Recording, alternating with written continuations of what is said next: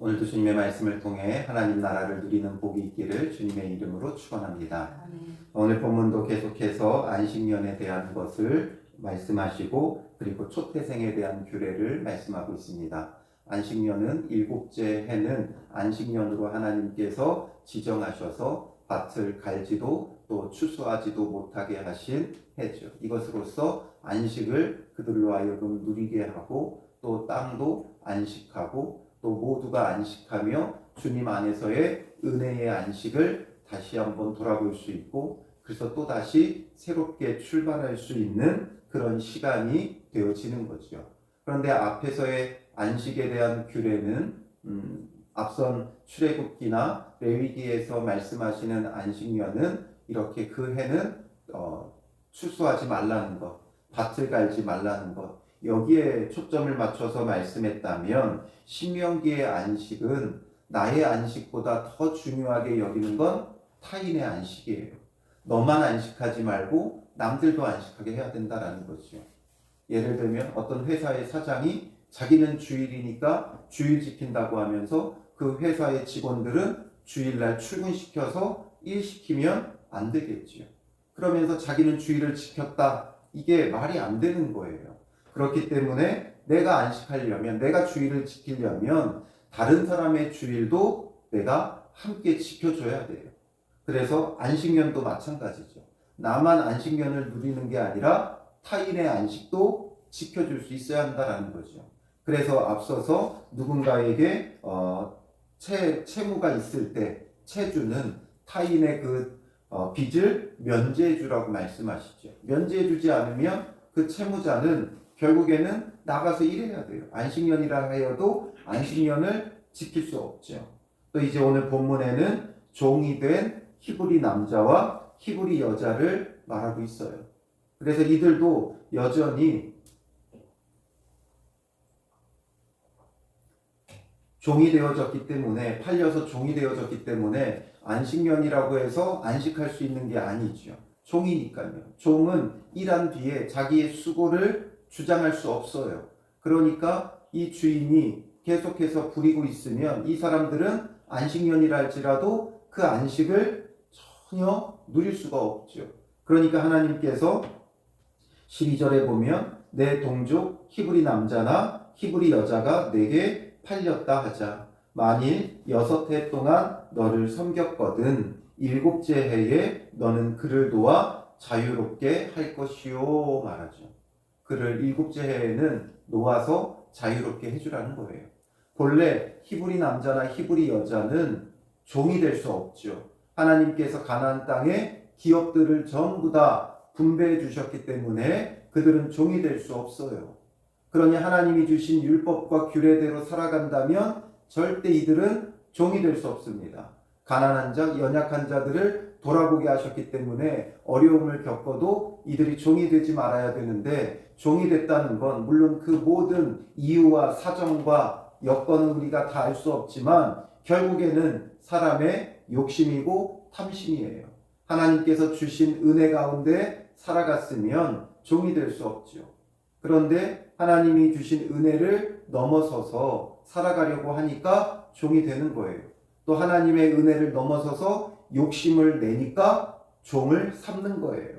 그래서 어찌되었든 히브리 남자나 여자가 팔려가서 섬기는 자, 종이 되어졌다면 7째 해에는 그를 도와 자유롭게 해주어야 한다. 이것을 하나님께서 명하시죠. 그리고 또 자유롭게 할 때는 어떻게 하라고 말씀하세요? 13절에 그를 도와 자유하게 할 때에는 빈손으로 가게 하지 말고 내 양무리 중에서와 타작마당에서와 포도주 틀에서 그에게 후히 줄지니 곧 내 하나님 여호와께서 내게 복을 주신 대로 그에게 줄지니라. 절대 빈손으로 내보내지 말라는 거죠. 그리고 그에게 후히 주어야 한다라는 거예요. 왜냐하면 그렇게 하지 않으면 이 사람은 또 이내 뭐가 돼요? 종이 될 수밖에 없어요. 가진 게 없으니까, 소유한 게 없으니까 결국에는 또 종살이를 할 수밖에 없는 거죠. 그래서 그동안 6년 동안 너를 섬겼다.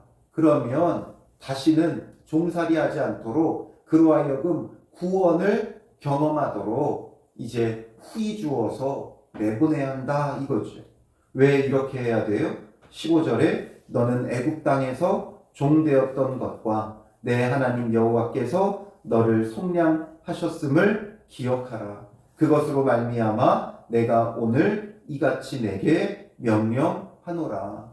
너도 본래 종이었던 너를 하나님께서 애굽에서 속량해 주셨고, 하나님께서 그들을 애굽에서 속량하실 때 그들이 다시는 종이 되지 않도록 애굽 사람들에게 많은 것을 받아가지고 나오게끔 하셨죠. 빈손으로 나오지 않았어요. 이스라엘 백성이 애굽에서 빈손으로 나오지 않았어요. 그러니 이 구원을 경험했던 자라면, 정말 이 구원의 은혜가 있는 사람이라면 마땅히 어떻게 해야 돼요? 그 구원의 은혜를 베풀 수 있는 자가 되어져야 되는 거지요. 그게 정말 구원의 주를 믿는 거예요. 오늘 우리도 마찬가지예요. 말로만 예수님을 믿습니다. 예수님께서 나의 죄를 사하여 주신 것을 믿습니다. 그 믿음으로 구원받았다면 우리도 어떻게 해야 돼요? 내가 예수 그리스도의 피로 죄사함 받았으면 우리도 어떻게 해야 돼요? 나에게 죄 지은 자를 용서해 주어야 되는 거예요. 그래서 우리가 주기도문 할 때도 어떻게 기도해요?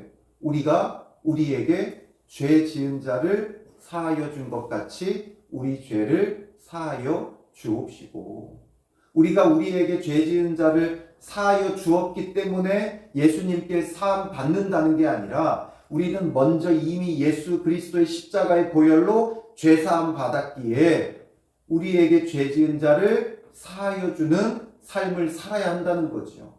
그러면 이게 정말 예수 그리스도의 십자가의 보혈이 능력이 있어서 우리의 죄를 사하여 주셨음을 우리가 다시 한번 확인할 수 있는 거예요. 그러므로 여기서 종을 놓아주라. 우리는 종이 없습니다. 놓아줄 종이 없습니다. 그러니 이 규례는 우리와 상관없습니다. 말할 수 있는 게 아니라 바로 종된 자를 놓아주는 것. 내가 종되었지만 구원받았기에 나에게 종된 자도 놓아주어야 한다라는 거지요. 그러니 오늘 우리는 이것을 어떻게 적용해야 되느냐? 예수 그리스도로 우리는 죄사함 받았기에 오늘 하루 누군가가, 오늘 하루뿐만 아니라 우리가 신앙생활하는 동안 누군가가 우리에게 실수하고 죄를 지었다 하여도 그를 사하여 주고 용서하고 용납하는 삶을 살아야 되는 거예요. 왜냐하면 내가 예수 그리스도의 십자가의 보혈로 모든 죄가 사함 받았기 때문인 거죠. 그렇지 않으면 우리의 신앙은 말뿐인 신앙이에요. 그렇지 않으면 우리 신앙은 철저히 교리적인 신앙이 되어지는 거죠. 교리로, 지식으로 신앙생활하는 거예요.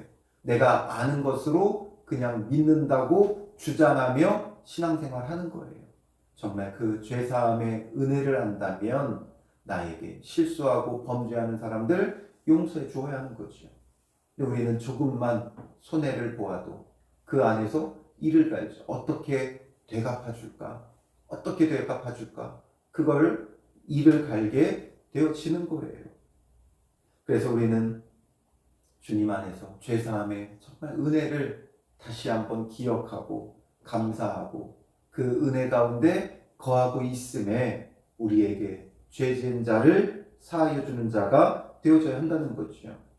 그런데 이제 종이 만일 너와 내 집을 사랑함으로 너와 동거하기를 좋게 여겨 내게 향하여 내가 주인을 떠나지 아니하겠노라 하거든. 정말 얼마나 좋은 주인이면 자유하게 해준다 해도 내가 이 주인과 함께 하겠습니다 하는 종이 있다면 정말 선한 주인이지요. 정말 하나님 같은 주인이에요. 예수 그리스도 같은 주인이 되어주는 거예요. 그러니까 그 주인 안에서 오히려 안식을 누리고 구원을 누리니까 그 주인을 떠나지 않는 거지요. 우리는 이런 마음을 가져야 돼요. 누군가를 사람을 부린다면 정말 그가 우리에게서 하나님의 마음을 느끼고 예수 그리스도의 마음을 느끼고 구원을 느낄 수 있도록 베푸는 자가 되어져야 되는 거죠. 이렇게 한다고 하면 송곳을 가져다가 그의 귀에 문을 대고 뚫으라. 그리하면 그가 영구히 내 종이 되리라. 그런 경우는 송곳으로 문에 대고 귀를 뚫어서 영구히 내 종이 되게 한다라는 거죠. 이 귀걸이가 원래는 이런 종의 표식이었고 주인의 그 표식을 나타내는 거였어요. 그런데 오늘날 이것이 마치 장신구처럼 되어졌지만 이렇게 해서 영구히 종을 삼게 하였다라는 거죠. 그리고 18절에 그가 6해 동안 품꾼의 삭세 배나 받을 만큼 너를 섬겼은즉, 이제 결론이죠. 6해 동안 품꾼의 삭세 배나 받을 만큼 섬겼다라는 거죠. 품꾼보다 종이 된 사람이 더 많은 일을 하죠. 품꾼은 정한 시간만큼만 일해요. 딱 그 정한 시간만큼 일하고 일한 대가만큼 받아서 가는 거예요. 그런데 종은 아무리 그 집에서 일해도 삭슬 받을 수 있어요, 없어요? 없죠. 그러니 품꾼의 배나 되게끔 섬겼다. 주인의 입장에서는 내가 얼마를 주고 이 사람을 사왔는데 자기의 어떤 이기심과 욕심이 발동하지. 그러나 품꾼보다 배나 더 일했다라는 거죠. 그러니 너는 그를 놓아 자유하게 하기를 어렵게 여기지 말라. 그를 자유하게 하는 걸 어렵게 여기지 말라는 거죠. 그리하면 내 하나님 여호와께서 내 범사에 내게 복을 주시리라. 그렇게 하면 당장 놓아주면 손해는 되겠죠. 안 그러면 나의 종으로 영구히 삼으면 계속해서 부릴 수 있고 그를 통해 경제적으로 많은 이익을 얻을 수 있는데 6년만 종으로 삼고 7째 해에 놓아주면 많은 손해가 될 수도 있겠죠. 그러나 이미 얻은 이익을 생각하고 놓아주기를 어렵게 여기지 말아라. 결국 놓아주지 못하는 이유는 무엇이겠습니까? 욕심이죠. 욕심이고 내가 주인이 되려고 하는 거예요. 우리의 주인은 철저히 하나님이신데 그 하나님 외에 자기가 주인이 되어 그를 부리고 이익을 얻으려고 하니까 놓아줄 수 없는 거죠. 하나님이 주인이시라는 것을 인정하는 자라면 내가 주인이 아니고 하나님이 주인인데 하나님이 놓아주라 하면 놓아주는 거죠. 하나님께서 취하라고 하시면 취하는 것이고 놓아주라고 하면 놓아주는 것이고 가라고 하면 가는 것이고 오라고 하면 오는 거예요. 왜? 하나님이 주인이시니까. 그런데 내가 주인이면 하나님의 명령이 중요하지 않죠. 내가 가고 싶은 대로 가고 내가 오고 싶을 때 오고 내가 가지고 싶을 때 가지고 내가 버리고 싶을 때 버리고, 이게 사람의 주인됨이에요. 그래서 종이 이익이 될 때는 가지다가 종의 노년에 병들면 내버리고, 이게 바로 인간의 이기심이죠. 욕심이에요. 탐심이에요. 자기가 스스로 주인됨이에요. 그러니 우리는 스스로 주인된 자가 아니라 여호와 하나님이, 예수 그리스도가 우리의 주인이라면 주님의 명령대로 이것을 어렵게 여기지 말라는 거죠. 이렇게 하면 하나님이 복 주신다 약속하니까 우리가 우리에게 죄 지은 자를 사하여 주는 것 어렵게 여기지 마세요. 이를 갈지 마세요. 정말 억지로 이를 깨물고 하지 마세요. 그냥 기쁨으로 주님께서 그러라 하셨으니까 오늘 하루 우리가 운전하고 가다 누가 빵빵대도 실수해도 그냥 이해하고 용납하세요. 용서해 주세요. 길을 가다가 누가 나를 부딪혀도 용서하세요. 누가 나에게 험한 말을 해도 그냥 용서해 주세요. 누가 나에게 손해를 끼쳐도 용서해 주세요. 그게 바로 우리가 용서받은 자의 삶이라는 것을 주님은 말씀하고 계시는 거죠. 그리고 이제 이어서 19절부터 23절은 초태생에 대한 것이죠. 소와 양의 처음 난 수컷은 구별하여 내 하나님 여호와께 드릴 것이니, 내 소의 첫 새끼는 부리지 말고 내 양의 첫 새끼의 털은 깎지 말고 너와 내 가족은 매년 여호와께서 택하신 곳 내 하나님 여호와 앞에서 먹을지니라 말하고 있어요. 이 초태생의 규례는 이들이 애굽에서 나올 때 초태생을 하나님께서 다 죽이실 때 그 양의 피를 문설주에 바른 가정은 넘어갔죠. 그래서 초태생을 보호해 주셨어요. 그러니까 본래 죽어야 되는 건데 살았죠. 그러니 이것은 하나님의 것이라는 거예요. 그래서 사람의 초태생 대신에 레위인이 하나님 앞에 구별되어 드려졌고, 이 가축의 초태생은 부리지 말고 털을 깎지 말고 너의 이득으로 삼지 말고 하나님 앞에 전부 다 드리라는 거예요. 그리고 매년 여호와께서 택하신 곳에서 내 하나님 여호와 앞에서 먹을지니라.